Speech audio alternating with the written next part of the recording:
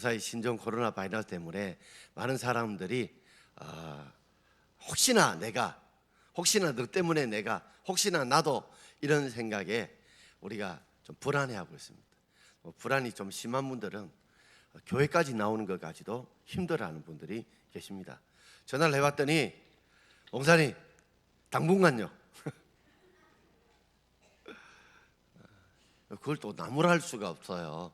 왜냐하면 몸에免疫力 약한 분들은 또 자신의 몸이 소중하기 때문에 자신의 건강이 귀하기 때문에 가타부타 하기는 참 쉽지 않습니다.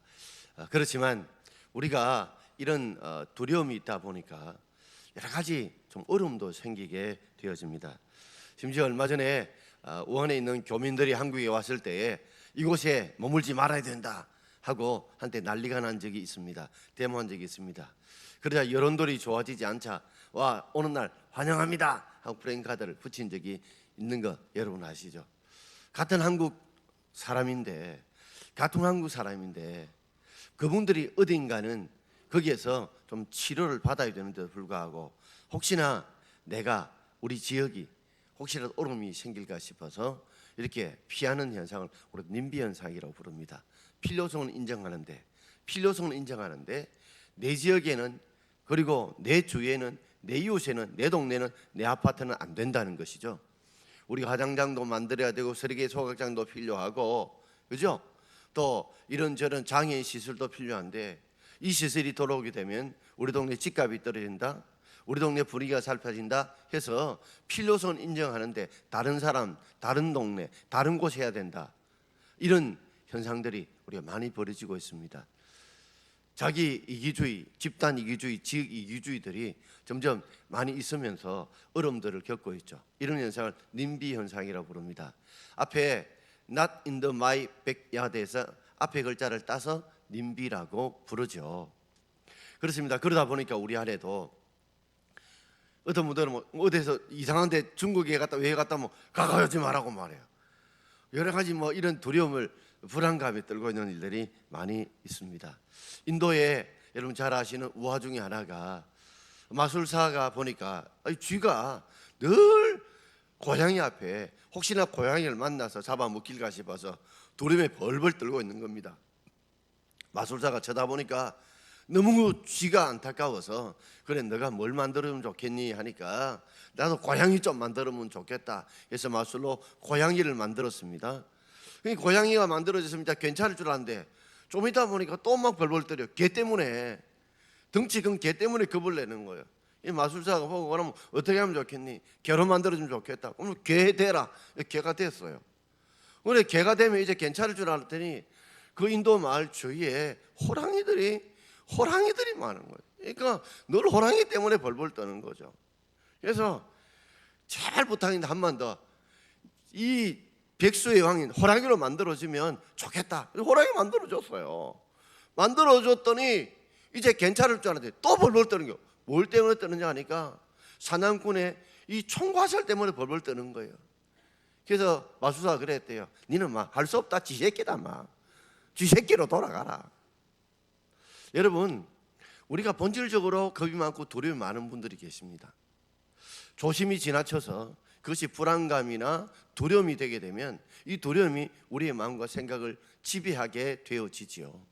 이게 근본적인 문제는 마음입니다. 참 마음을 다스리는 게 중요하죠. 잠언 4장 23절을 우리 함께 읽어보겠습니다. 모든 지킬 만한 것 중에 더욱 내 마음을 지키라. 생명의 근원이 이에서 남이라. 아멘. 사람의 죽고 사는 이 생명의 근원이 어디서 난다고요? 마음에서 난다. 그러니까 사람이 죽는 것, 사람이 어떤 문제가 생기는 것, 어떤 사업이 되고 안 되고 어떤 일을 해내고 못하고 하는 생명의 근원, 그 뿌리가 어디에 있느냐? 마음에서 된다는 거죠. 마음이 무너지면 전체가 무너지는 것과 똑같다는 거죠. 그러므로 모든 지킬 만한 것들 중에, 즉 우리가요 이런 지금 신종 코로나 바이러스 있지만 우리나라 치료를 잘하고 있습니다, 여러분. 그리고 지금 있는 분들 중에 중도 환자로 있는 분들은 없어요.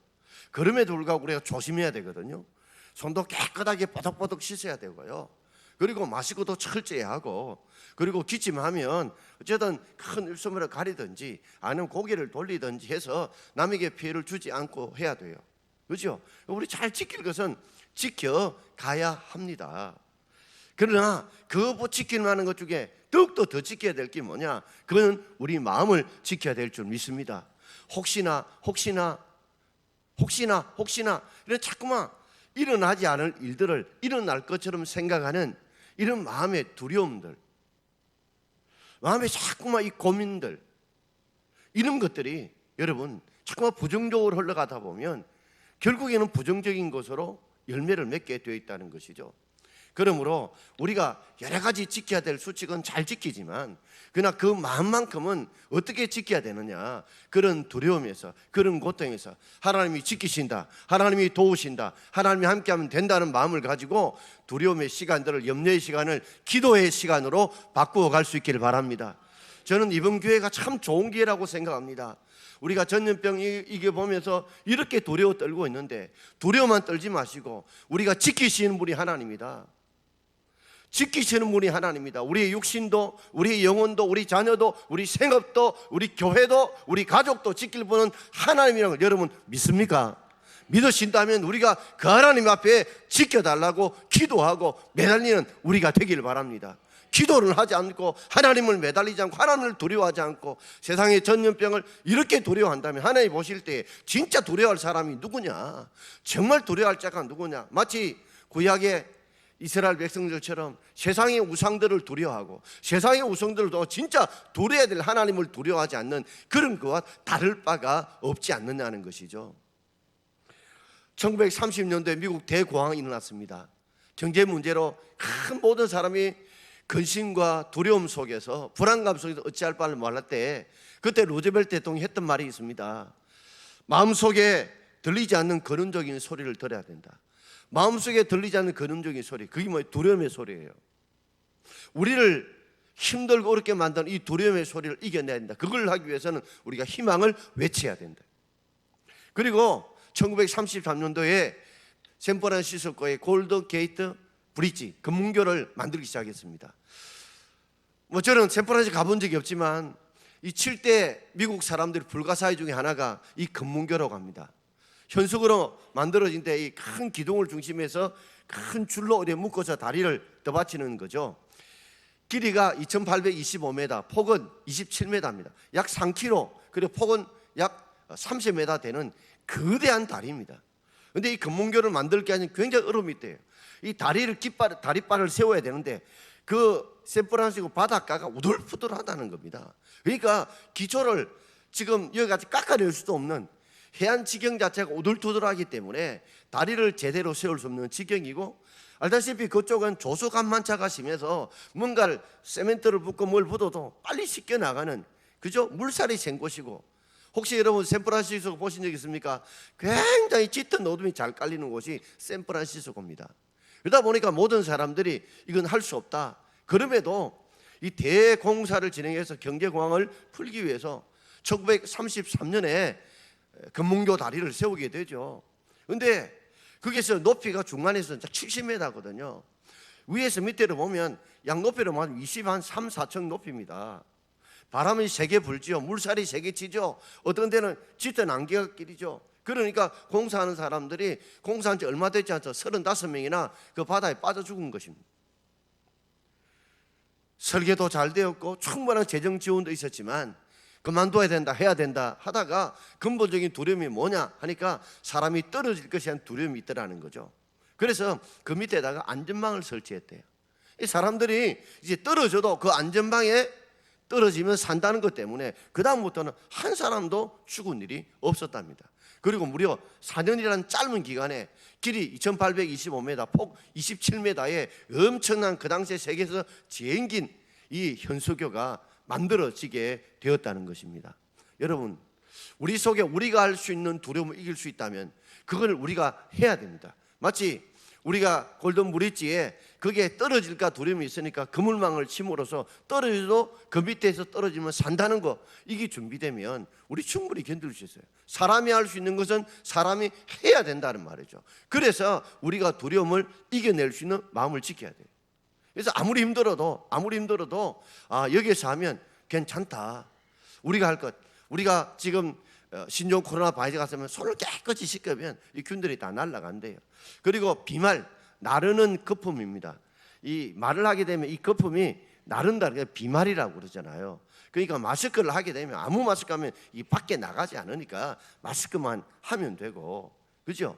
그리고 오늘 제가 오늘 인사를 안 했지만 참 어떤 때는 좀 교회 이 분위기가 이렇게 바뀌나 싶어요. 저는 앞으로 이걸 통해서 우리 성도들이 우리 일상생활 잘 씻는 습관들을 가지면 참 좋겠다, 이번 기회를 통해서. 그리고 또 마스크도 해서 남에게 피해를 주지 않을 수 있는 참 좋은 이런 습관을 키울 수 있는 좋은 기회가 되리라고 생각합니다. 또한 이런 기회를 통해서 우리가 좀 하나님 앞에 더 간절하게 매달리고 기도할 수 있다면 이거 얼마나 좋은 영적인 습관도 얻을 수 있겠습니까?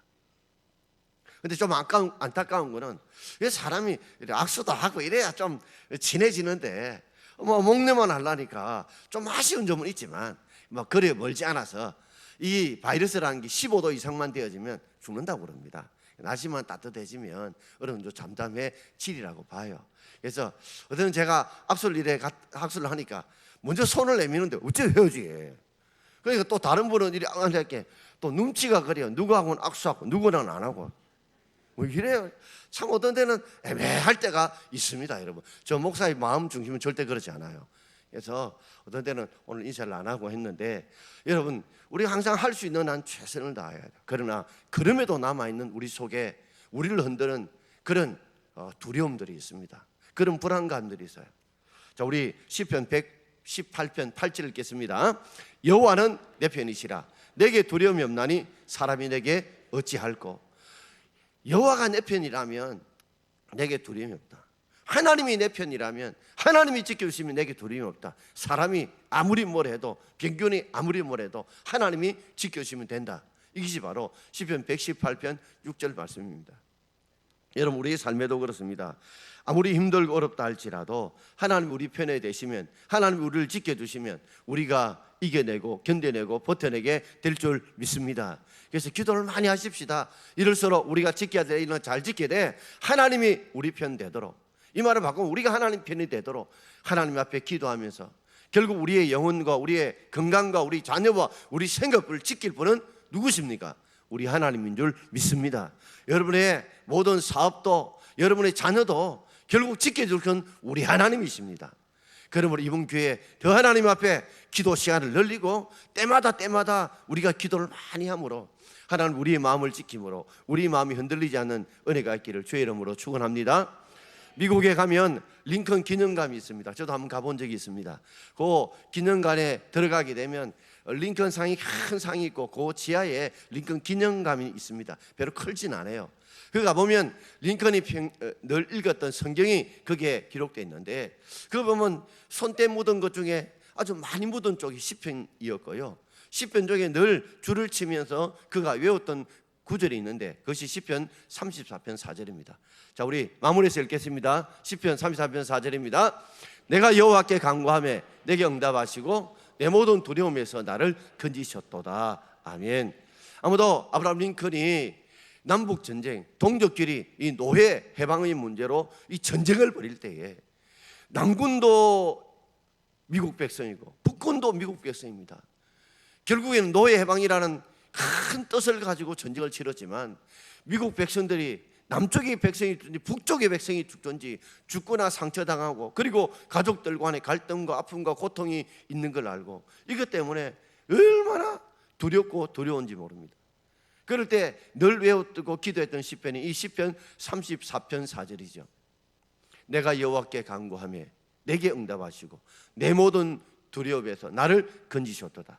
내가 내게 내 모든 나를, 한번 따라해 볼까요? 내가 여호와께 간구하며 내게 응답하시고 내 모든 두려움에서 나를 건지셨도다. 한 번 더요. 내가 여호와께 간구하며 내게 응답하시고 내 모든 두려움에서 나를 건지셨도다.